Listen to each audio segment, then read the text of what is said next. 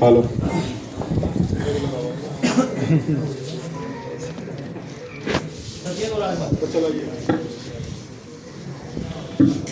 Hello. Bahujan Samaj में जन्मे तमाम महापुरुषों को एक साथ कोटि कोटि नमन करते हुए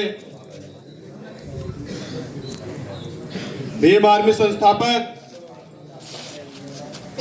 और आजाद समाज पार्टी के राष्ट्रीय अध्यक्ष माननीय चंद्रशेखर आजाद जी को अपना आदर्श नेता मानते हुए वे जिस मिशन मूवमेंट में मैं कार्य करता हूं, उस मिशन मूवमेंट के राष्ट्रीय अध्यक्ष माननीय विनय रतन सिंह साहब को अपना आदर्श नेता मानते हुए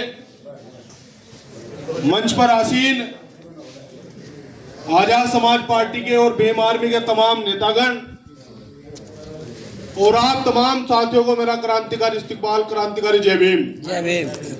साथियों, अपनी बात शुरू करने से पहले इस सरकार की हुकूमत को दो शब्द कहूंगा कि मुझे जालिम कतरकदार नहीं लिख सकते, कम से कम लाचार नहीं लिख सकते, और जहां हथेली पे लिए बोलता हूं वो सच, वो इस देश के अखबार नहीं लिख सकते। साथियों, हमारी लड़ाई किसी भी जाति विशेष से नहीं है, हमारी लड़ाई उस व्यवस्था से है जो व्यवस्था हमारे महापुरुषों को अपमानित करने का काम करती है। साथियों, वो व्यवस्था जो हमें घोड़ी चढ़ने, वो व्यवस्था जो हमें मूंछ रखने पर मारती है, वो व्यवस्था जो हमें छुआछूत के नाम पर अपमानित करने का काम करती है। साथियों, क्योंकि कुछ षड्यंत्रकारी राजनीतिक लोग ये कहते हैं कि भीम आर्मी के लोग तो सिर्फ दंगा करने का काम करते हैं, इनके बस का कुछ नहीं है। लेकिन आप तमाम साथी जानते हैं, मैंने बताया कि हमारी लड़ाई उन शोषण करने वालों के खिलाफ है जो हमारे समाज पर, चाहे वो बहुजन समाज का किसी भी जाति धर्म का व्यक्ति हो, जिस पर शोषण किया जाएगा उसके साथ भीम आर्मी झंडा और डंडा ठाकर हमेशा तैयार है। आप तमाम साथी जानते हैं, अभी हमारे गुरमीत गुज्जर जी बता रहे थे कि कुछ जाट समाज के व्यक्ति भी हमारे बीच हैं, तो मैं उन्हें बताना चाहता हूं, अभी हमारे गवर्नर साहब का इंतकाल हुआ है, उनकी अभी शहादत हुई है। हमारे जो गवर्नर साहब थे सतपाल मलिक जी, बताओ भारतीय जनता पार्टी के लोगों ने उनका अपमान किया या नहीं किया? उन्हें मैं 5-5 राज्य, डीपी सिंह जी, 5-5 राज्यों के, यहां तक के जम्मू कश्मीर, बिहार, उत्तर प्रदेश जैसे बड़े बड़े राज्यों के गवर्नर रहने के बाद भी उन्हें राजकीय कोष नहीं दिया गया, राजकीय सम्मान नहीं दिया गया भारतीय जनता पार्टी द्वारा। ये छुआछूत नहीं है तो और क्या है साथियों? और अगर इस देश के अंदर हर धर्म हर जाति की कोई लड़ाई लड़ने का काम कर रहा है तो वो एडवोकेट चंद्रशेखर आजाद जी कर रहे हैं।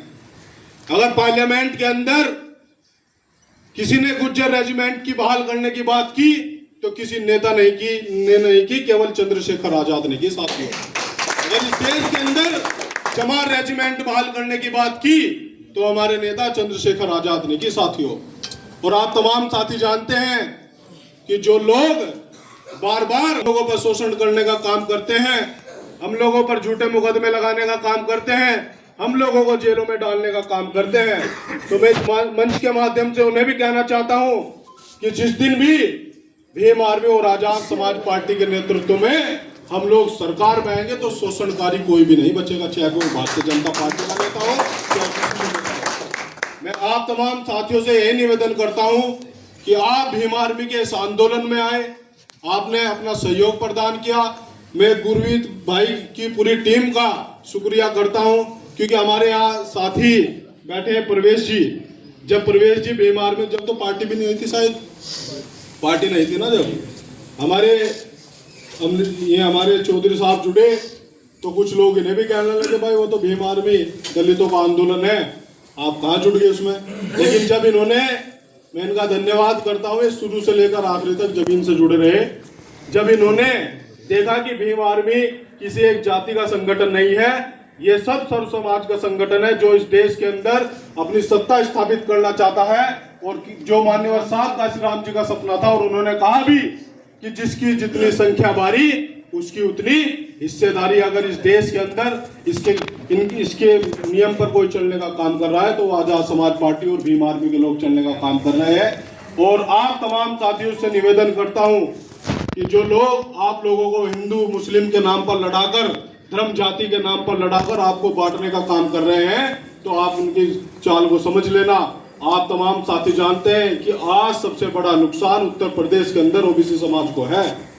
क्या वो दलित हो, मुस्लिम हो, गुज्जर हो, सैनी हो, क्या कश्यप हो, सबसे ज्यादा नुकसान अगर किसी का कर रही है सरकार तो ओबीसी समाज का कर रही है। और हमारे ओबीसी समाज के भाइयों को जाति धर्म पर लगाकर हम उनकी वोट लेने का काम करती है और उनके सभी अधिकार छीनने का काम ये भारतीय जनता पार्टी के लोग कर रहे हैं साथियों।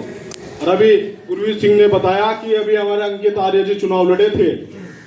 आप तमाम साथी जानते हैं क्या अंकित आर्य के पास इतना पैसे थे, क्या इतना धन था कि इसे दो पार्टी को लड़ाकर पार्टी चुनाव लड़ा देती?